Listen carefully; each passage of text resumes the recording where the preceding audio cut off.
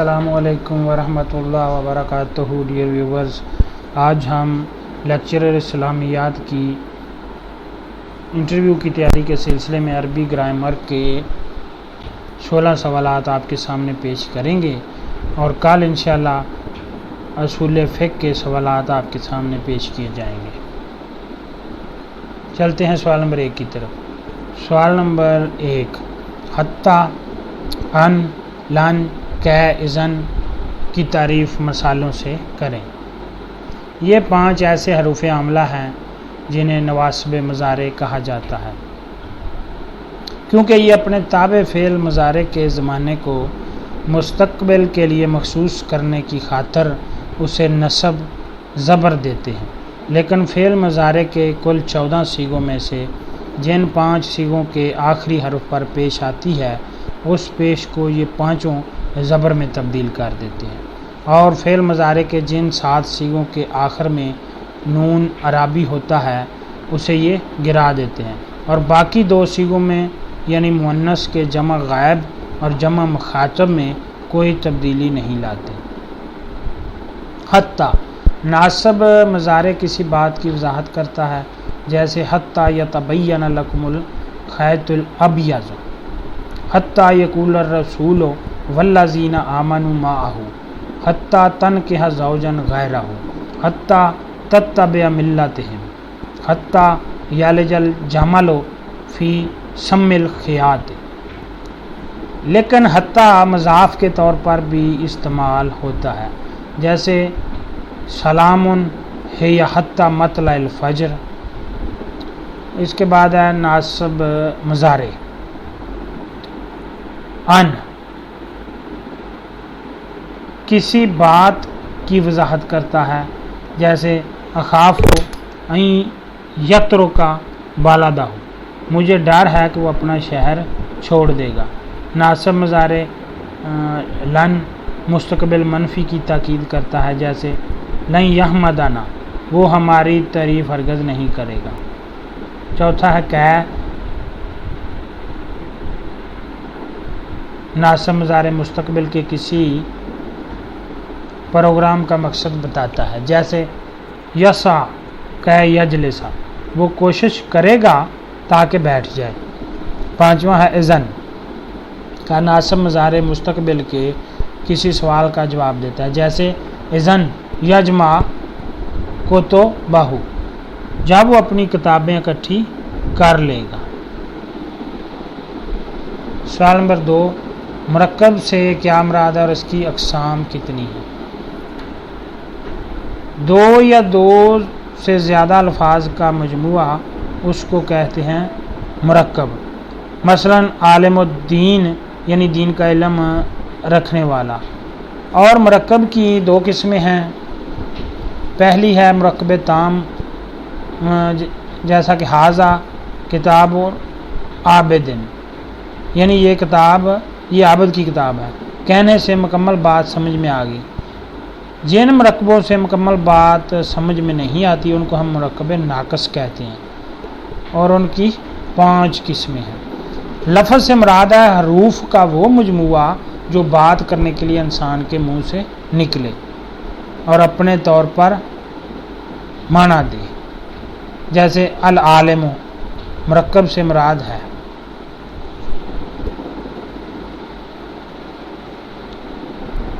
سوال نمبر 3، مرکب اضافی سے کیا مراد ہے؟ 2 الفاظ کا ایسا مجموعہ جو اپنے مابین ملکیتی تعلق یا خصوصی تعلق کو 3 حروف جارہ کا کے کی سے واضح کرتا ہے۔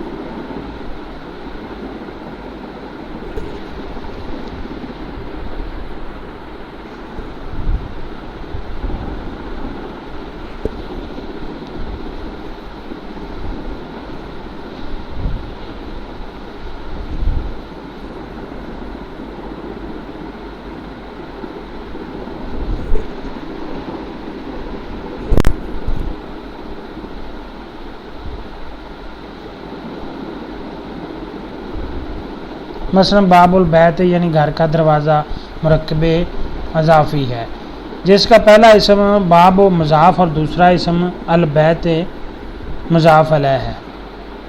سوال نمبر 4 مرکب توصیفی سے کیا مراد ہے؟ دو الفاظ کا ایسا مجموعہ جو اپنے مابین صفاتی تعلق کو واضح کرتا ہے۔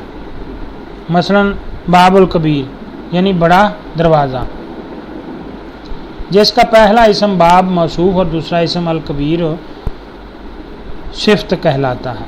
موصوف ہمیشہ پہلے آتا ہے اور صفت ہمیشہ بعد میں آتی ہے۔ صفت اور موصوف دونوں میں جنس، تذکیر و تانیث میں بھی اور تعداد واحد تثنیہ جمع میں بھی مکمل مطابقت اور ہم آہنگی ہوتی ہے۔ مثلا طالب مجتہد، طالبۃ مجتہدۃ، طالبان مجتہدان، طالبتان مجتہدتان، طالبون مجتہدون، طالبات مجتہدات۔ سوال نمبر 5 مرکب جاری سے کیا مراد ہے؟ دو الفاظ کا ایسا مجموعہ جو اپنے مابین ظرف زمان اور ظرف مکان جیسا تعلق واضح کرتا ہے۔ مثلا فی بیت اللہ، اللہ کے گھر میں کا پہلا اسم حرف جار کہلاتا ہے اور دوسرا اسم مجرور کہلاتا ہے، جس کے آخر میں ہمیشہ زیر لگا ہوتا ہے۔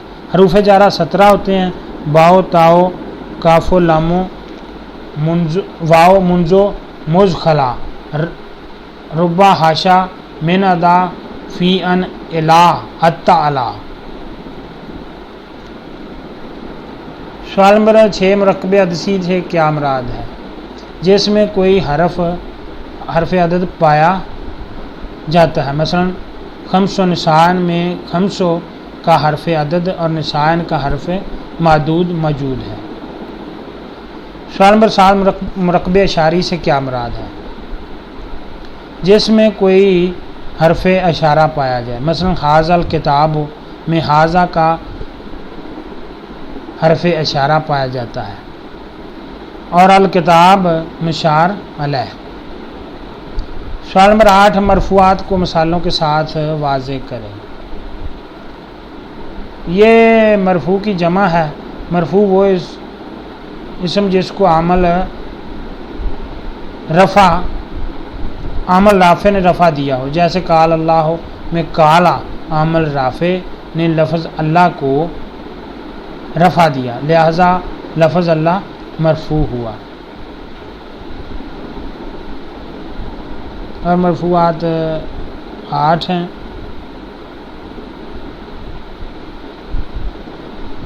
جن کے آخری حرف پر رفع یعنی پیش آتا ہے۔ نمبر 1 ہے جملہ اسمیہ کا مبتدا، یعنی شروع کا لفظ ہمیشہ مرفوع ہوتا ہے، جیسے الاسلام دین، اسلام دین ہے میں الاسلام مبتدا ہونے کی وجہ سے مرفوع پیش والا ہے۔ دوسرا جملہ اسمیہ کی خبر، یعنی دوسرا حصہ ہمیشہ مرفوع ہوتا ہے، جیسے الاسلام دینوں میں دینوں خبر ہونے کی وجہ سے مرفوع ہے۔ تیسرا ہے اسم فاعل، وہ اسم جو کام کرنے والے کے طور پر استعمال ہو ہمیشہ مرفوع آتا ہے، جیسے یامر اللہ، اللہ حکم دیتا ہے، میں اللہ ہو حکم دینے والا ہے۔ اسم فاعل ہونے کی وجہ سے مرفوع ہے، اللہ ہو حکم دینے والا اسم فاعل ہونے کی وجہ سے مرفوع ہے۔ چوتھا ہے اسم نائب فاعل، یہ وہ اسم ہوتا ہے جو اپنے فعل مجہول کے بعد اپنے فاعل کا اس طرح قائم مقام بنتا ہے کہ اس پر کام کرنے والے کا علم نہ ہو سکے، جیسے یعبد اللہ، اللہ کی عبادت کی جاتی ہے، میں اللہ ہو کے آخری حرف ہے پر رفع یعنی پیش ہے، کیونکہ یہاں اللہ کی عبادت کرنے والے کا نام معلوم نہیں۔ پانچواں 13 افعال ناقصہ کا مبتدا، تمام افعال ناقصہ اور ان کے مشتقات اپنے مبتدا یعنی اسم فاعل کو رفع پیش دیتے ہیں، جیسے وکان الانسان عجولا، آیت 11 بنی اسرائیل کی سورہ نمبر 17 کی ترجمہ، اور انسان جلد باز ہے۔ چھٹا 6 حروف مشبہ بالفعل کی خبر ہمیشہ مرفوع ہوتی ہے، جیسے ان اللہ غفور، یقیناً اللہ غفور ہے، میں خبر غفور کے آخری حرف رے پر رفع یعنی پیش آیا ہوا ہے۔ ساتواں دو حروف نفی ما اور لا مشبہ بہی لیسا کا مبتدا، جیسے ما رجل قائمن اور لا رجل قائمن، کوئی بھی شخص کھڑا ہوا نہیں ہے۔ آٹھواں لائے نفی جنس کی خبر، جیسے لا خادمہ رجلن امینن، کسی بھی شخص کا نوکر امانتدار نہیں ہوتا۔ میں امین مرفوع ہے۔ سوال نمبر 9، باب مفعلہ میں کسی ایک کی مثال کے ساتھ فعل مضارع کی گردان سنائیں۔ طلبہ کے باب مفعلہ کے فعل مضارع معروف کی گردان۔ یطالب وہ اپنا حق طلب کرتا ہے یا کرے گا، مذکر غائب واحد۔ یطالبان وہ دونوں مرد اپنا حق طلب کرتے ہیں یا کریں گے۔ یطالبون وہ تمام مرد اپنا حق طلب کرتے ہیں یا کریں گے۔ تو طالب تو طالبان، یطالبنا تو طالب تو طالبان، تو طالبون تو طالبین، تو طالبان تو طالبنا۔ آپ تمام خواتین اپنا حق طلب کرتی ہیں یا کریں گی۔ وہ طالب میں مرد یا خاتون اپنا حق طلب کرتا یا کرتی ہوں یا کروں گا یا کروں گی۔ نطالب ہم تمام مرد و خواتین اپنا حق طلب کرتی کریں گے یا کریں گی۔ یہ ہے جی گردان۔ سوال نمبر 10، باب مفعلہ سے کسی بھی مادہ سے فعل امر کی گردان سنائیں۔ فعل امر کی گردان ہے جی، قابل تو مرد آمنا سامنا کر، مذکر واحد مخاطب۔ قابلہ قابلو قابلی قابلہ قابلنا، آپ سب مستورات عورتیں آمنا سامنا کریں۔ سوال نمبر 11، بالغہ مادہ کے باب تفعیل کے فعل مضارع کی گردان صیغوں اور معنی کے ساتھ سنائیں۔ اس کی گردان ہے جی، یبلغ وہ پیغام پہنچاتا ہے یا پہنچائے گا، مذکر غائب واحد۔ یبلغان وہ دونوں مرد پیغام پہنچاتے ہیں یا پہنچائیں گے۔ یبلغون تو بلغو وہ پیغام پہنچاتی ہے یا پہنچائے گی۔ تو بلغان تو بلغنا۔ تو بلغو تو بلغان تو بلغون تو بلغین۔ تو بلغان تو بلغنا۔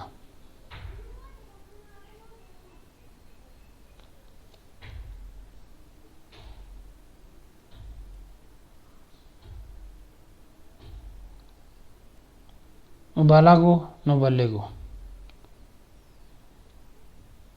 میں پیغام پہنچاتا ہوں یا پہنچاتی ہوں، ہم پیغام پہنچاتے ہیں یا پہنچاتی ہیں۔ سوال نمبر 12، منصوبات میں سے 8 کے عمل کو مثالوں سے واضح کریں۔ وہ الفاظ جن کے آخری حرف پر نصب یعنی زبر ہوتا ہے۔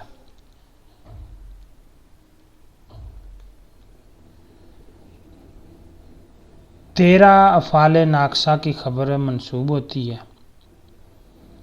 دوسرا 6 حروف مشبہ بالفعل کے مبتدا منصوب ہوتے ہیں۔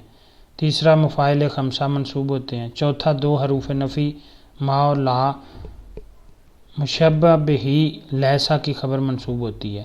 پانچواں لائے نفی جنس کا مبتدا منصوب ہوتا ہے، جیسے لا الہ الا اللہ میں الہ منصوب ہے۔ چھٹا اسم حال، جیسے ساہا باللص قائلن وہ چور پر یہ کہتے ہوئے چلایا۔ ستواں اسم تمیز، جیسے رایت احد عشر کوکبن میں نے 11 ستارے دیکھے۔ آٹھواں اسم منادہ، جب وہ مضاف یا شبہ مضاف یا نکرہ غیر معین ہو، جیسے یا اہل الکتاب یا عبد اللہ یا رجلن خذ ذالک الکتاب،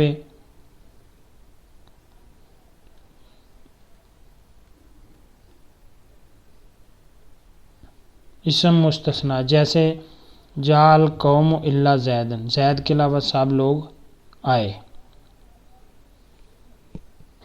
سوال نمبر 13 باب ناصرہ کے فعل ماضی اور مضارع کا وزن بتائیں۔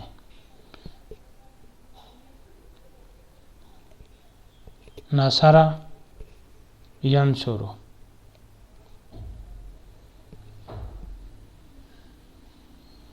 نصر نصرہ،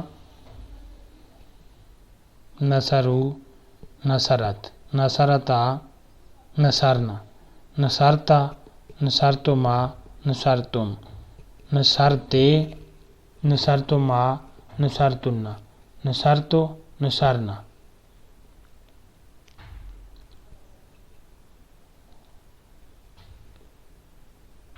ینصرو ینصران ینصرون، تنصرو تنصران ینصرن، تنصرو تنصران تنصرون، تنصرین تنصران تنصرن، انصرو ننصرو۔ سوال نمبر 14 باب سامعہ کے فعل ماضی اور مضارع کا وزن بتائیں۔ سامعہ یسمع،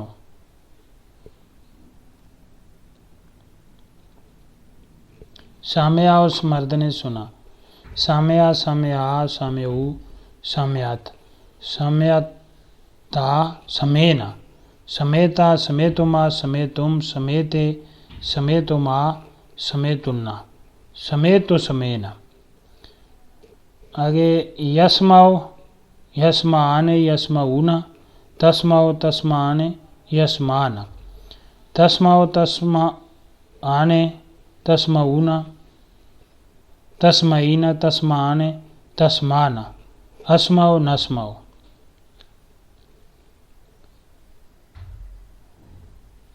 سوال نمبر 15 فعل امر کی تعریف کریں اور تلمہ سے فعل امر کی گردان مکمل کریں۔ وہ فعل جس میں کسی کام کے کرنے کے متعلق حکم دیا جائے اسے فعل امر کہتے ہیں۔ اپنے سامنے موجود مخاطب ہی کو حکم دیا جائے، اس لیے اسے فعل امر مخاطب کہا جاتا ہے، جو صرف فعل مضارع ہی سے بنتا ہے۔ اور عربی افعال کے کل 34 اوزان المعروف بہی ابواب ہوتے ہیں، جن میں سے ثلاثی مجرد ابواب 18 ہوتے ہیں۔ تلمہ کے فعل امر کی گردان،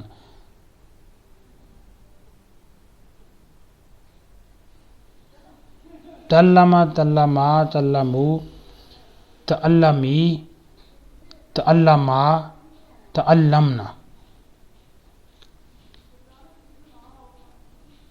سوال نمبر 16 ثلاثی مجرد کے ابواب کے اوزان اور ہر وزن کے مطابق ایک مثال دیں۔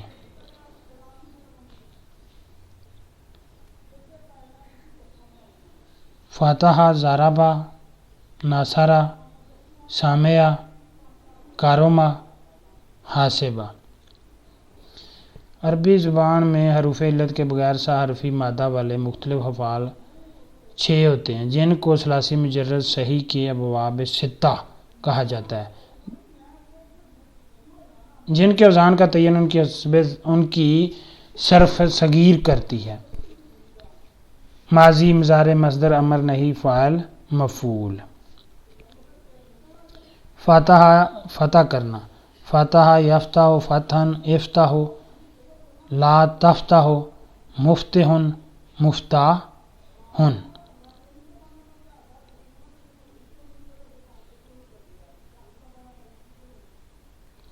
ضربہ یضرب ضربن، اضرب لا تضرب مضرب مضرب، اس کا مطلب ہے مارنا۔ یہ اسی ترتیب سے گردانا، پہلے ماضی، پھر مضارع، پھر مصدر، پھر امر، پھر نہی، پھر فاعل اور پھر مفعول. ناصرہ ینصرو ناصرن، انصرو لا تنصرو، منصرن منصرن، اس کا مطلب مدد کرنا. سامع یسمعو سمعن اسمعو لا تسمعو، مسمعن مسمعن، سننا اس کا مطلب ہے. کارما یکرمو کارمن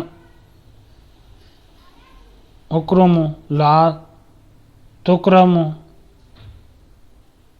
مکرمن مکرمن، کرم کرنا. حاسبہ یحسبو حسبانن، احسب لا تحسبو، محسبن محسبن، گمان کرنا. کل انشاءاللہ اصول اور تاریخ فقہ کے سوالات آپ کے سامنے پیش کیے جائیں گے. ڈیئر ویورز، اگر آپ کو یہ ویڈیو اچھی لگی ہے تو پلیز ایک چینل کو لائک، شیئر اور سبسکرائب کریں. Thank you for watching this video.